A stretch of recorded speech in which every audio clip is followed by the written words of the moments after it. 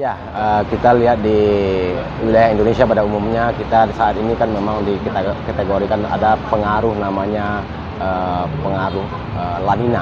La Nina itu adalah pengaruh global di mana hampir di seluruh wilayah Indonesia itu identik dengan penambahan curah hujan, baik di wilayah Riau juga. Namun lebih banyak di wilayah-wilayah timur. Nah, namun kita tentu antisipasi juga karena di wilayah Riau ini musim penghujannya lebih awal daripada wilayah-wilayah lain. Nah, mungkin nanti sekitar bulan-bulan akhir-akhir Februari dan memasuki Maret itu adalah memasuki mulai transisi, artinya perpindahan dari musim hujan ke musim kemarau. Nah, saat-saat mulai bulan transisi, nah ini juga perlu kita waspadai terjadinya angin kencang, angin puting beliung, dan nanti mungkin juga pada saat-saat musim kemarau ya mungkin kekeringan ataupun kebakaran hutan. Gitu.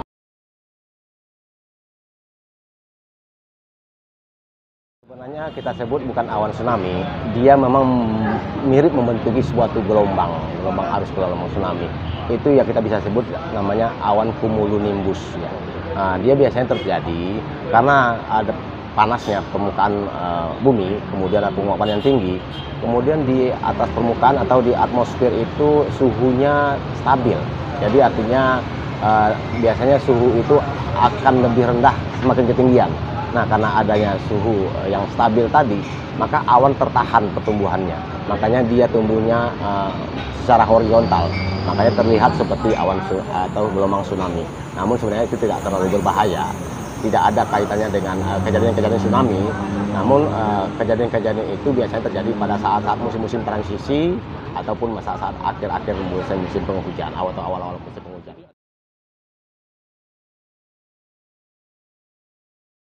Ya, sebenarnya kalau melihat awan itu jangan terlalu panik ya. Yang perlu kita hindari apabila terjadi awan yang cukup gelap pekat yang kita lewati secara visual oleh masyarakat ataupun kita lintasi, dan di sekitar awan itu kelihatan sangat terang atau jelas sekali perbedaannya. Nah, itu yang bisa antisipasi terjadinya angin puting beliung atau angin kencang yang terjadi secara sesaat atau mendadak. Nah, ada kemungkinan juga karena awan itu juga cukup tebal dan pekat, bisa juga terjadi hujan yang cukup deras dan secara tiba-tiba. Dan juga kita perlu antisipasinya juga bisa juga terjadinya kilat ataupun petir yang berbahaya bagi masyarakat.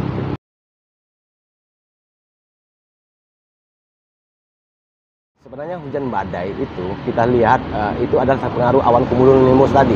Dia sifatnya sangat lokal, sangat kecil lah ya. Bukan mungkin radiusnya antara 1 kilo sampai 5 kilo.